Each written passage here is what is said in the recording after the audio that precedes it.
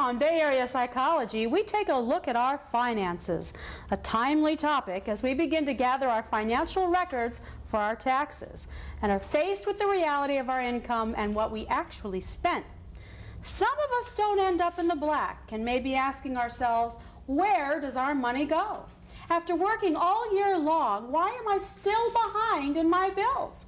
Bad debt write-offs are at an all-time high in the credit industry, indicating a nationwide problem. Well, fortunately, we have tonight's guest, Darcy Reagan, who makes her living sharing the process and hope of financial recovery. Darcy, I want to thank you for joining us, and I appreciate you making the time to come on tonight and kind of help give us some hope for what may, for some of us, be a pretty discouraging situation. Right. I'm glad to be here. Now, is this a hot time in your business? I'm busy. I've got a lot more clients this time of year, and I'm also doing a lot of public speaking, presentations, and workshops. Okay. So there's a high demand. Okay, so people are really coming up against financial reality for themselves, and it sounds like getting pretty uncomfortable. Mm-hmm. Okay. After the holiday spending, of course, people start getting the bills in the mail. And then along with that, it's the first of the year, and people are planning their 1997 goals and making New Year's resolutions and want to do something different. Okay. Now, I would guess, or in fact, I know, I'll confess in my personal experience, that a lot of what we're talking about tonight with financial recovery and spending isn't just about being able to write a budget. Right. I mean, I'm sure there's people out there like me who've written tons of budgets, but the problem seems to be in applying and following them. Right. So I would guess that there is, a psychology involved in this for people. Mm-hmm. It's not always about the money. Most of the time it's not about the money. If I only had more money, things would be okay. And so people really break their back trying to earn more money, and that's usually not the issue. Okay. There's a lot of things that show up using the tools of a program, monthly spending plans and budgeting techniques and record keeping. But you're right, usually there are areas of deprivation or beliefs and attitudes, or all of the above, that are driving people. And so a budget is a temporary solution, and they get frustrated because it blows up after they've tried it once or twice, and they say, see, I knew it wouldn't work. Yeah, see, budgets don't work. Well, let's take a look at some patterns people might be experiencing with their financial problems. We'll take a look at our first graphic.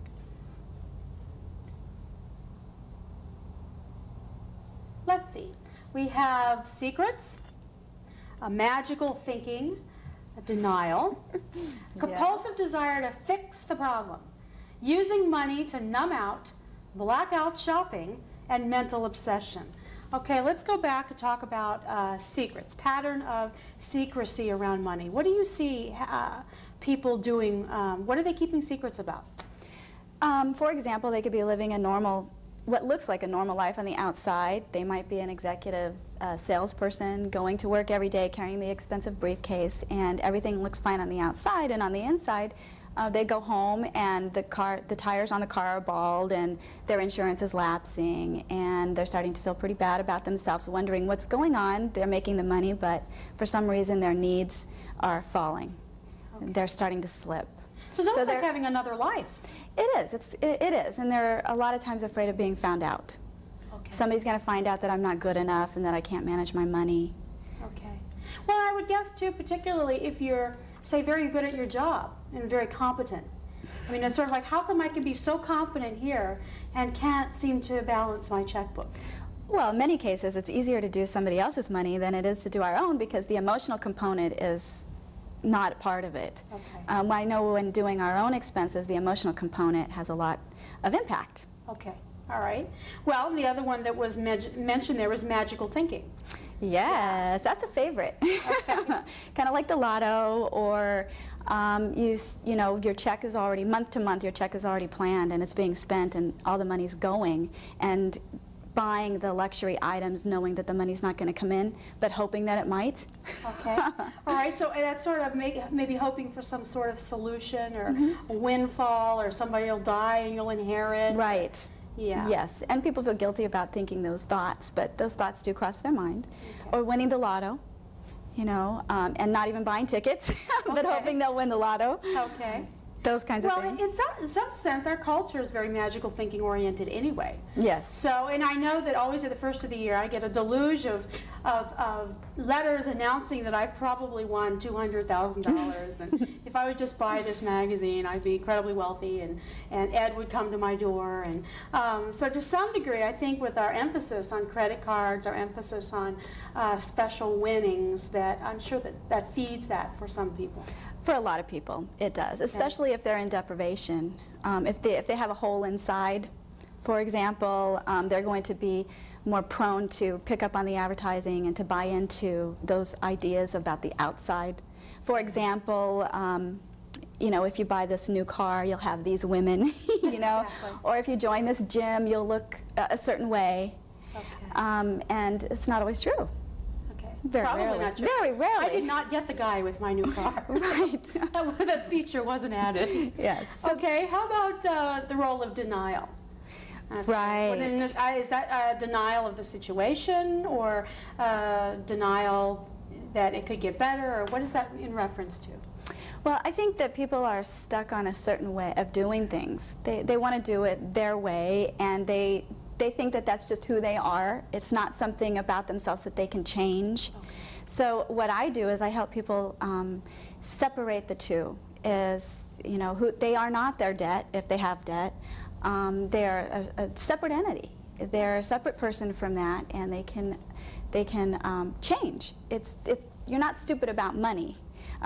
For lack of a better word, you know. Right. Anybody can learn about money, even though they may feel like they're inadequate and that, you know, they're just no good with numbers. Well, and particularly I would guess women, you know, when I talk to a number of my women friends about, you know, you coming and talking about this topic, and several of them have made a request that at some point you come back and talk specifically about women and money. Mm-hmm. But that's a common theme among a lot of the women professionals I know, which is sort of an early on message that women just don't do money. You know, other people Right. do money, we just Right. don't do money. And yet here we are in a place where maybe we own our own business, or we're single heads of the household, and we have to do money. Mm-hmm. So there's really a conflict there. Oh, very, very big conflict. I know for myself, in doing presentations and workshops and things, you know, it definitely helps me stay and focus around my money. Sharp focus, I might add. But one of the things I have people do in workshops and presentations is ask themselves, you know, what is their idea of about people with money? Like, for example, I'll have them fill in people with money are blank. Yeah. And one of the things I came up with is people with money are men. There you go. One of the hidden beliefs and attitudes that I didn't know that I had. Yeah. And it's interesting because I kind of traced that back to find out where that might have come from. And it was a long time ago I got those messages. Oh, sure. Sure. Well, we get those messages in the media also. Very, Really, very really much do, so. you know. As a little girl, you Yes. get those messages. Absolutely, absolutely. Well, and another one that reminds me of that I kind of grew up with is that, well, people with money are secretly very unhappy. Because money can't buy happiness, you know. So it's sort of like there's an either or. Somehow like poor people are jolly, right? and wealthy people have terrible personal lives. And Right. so that kind of split, either or split. Right, so if I'm at a seminar and I go around the room and everybody gives me an idea of what popped into their head, it's pro and con. I mean, there's good and bad. And people sometimes are embarrassed to talk about people with money are filthy or dirty or, you know, Yeah. these kinds of things. And it's really important to bring up the good things, the good beliefs that we have about money, and then the beliefs that might be getting in our way today. Right, might be sabotaging our success. The other one was compulsive desire to fix the problem. Oh, yes. Okay. I run into that a lot with my clients. They come to me, matter of fact, one of the first questions they ask me is, how can I get out of debt? Okay. They've got mounds of debt, possibly. Not all of my clients are in debt, but one of the questions is they want to figure out how to get out now, and I need to explain to them that they didn't get in overnight, and that it's really important for them not to want to pay everything off all at once without having a plan, a solid plan. Because a lot of times people will open a bill and all of a sudden they feel like they have to pay the whole thing back now, so they'll spend their rent money or part of their mortgage, and then they'll have to really worry about how to pay the mortgage. So it creates another crisis. So it's just kind of moving the crisis around. And so it's really important to slow down, to take a look. On a spending plan that I really believe in, debt is the last thing, because there's spiritual, and there's home, and there's self-care and food, of course, before paying off the debt. So I really help them put on the brakes and take a look at their lifestyle. Okay. And what they can change. Yeah, I know. I can relate to that. I mean, there's been times where, you know, I tried to solve a financial problem by throwing money at it. You know, well, I'll just, you know, so I can have the credit card people not call me by sending them a large sum of money, which is true, it does, but then the other credit card people will call because there's no money to send to them. So I'm sure that's pretty common for people, because for a lot, I'm sure there must be a lot of pressure and shame that comes up for people when creditors call them, or if it's a family member that you owe the money, and the family member saying, you know, I really need the money back, and that kind of, again, the magical thinking. You know, what can I do to make this go away? Right. Okay, how about using money to numb out? Okay. This happens. To change the way people feel, they'll go shopping. To escape feelings of loneliness or depression, maybe they're celebrating, and they'll go shopping. And maybe they'll buy, and maybe they'll window shop. It really can take up a big chunk of time and take away from getting on with living and maybe dealing with the emotion at hand. It changes the emotion, and sometimes we'll put them right into an emotion that they're very familiar with: guilt, shame, remorse. How am I going to pay for this? Okay. So rather than dealing with the original feeling, they're dealing with something that they are familiar with. Well, and also the whole process of getting it home and taking it back. Right? I can't afford this, so it's buying it, taking it back, buying it, taking it back. I mean, that kind of endless cycle I've seen people do, where it seems like their car trunk always has something they're either returning or refitting, because you can get cash for it. Right. I mean, that's the other thing. Sure, if you're cash poor, you're going to get really creative in trying to find out ways of getting cash. I know one woman who would take friends out to lunch, put it on her credit card, and then the friends would give her cash. So she'd have a little bit of extra cash flow for the week. You know, not a lot, but it felt like a lot to her. Absolutely, because it's tangible. It's tangible.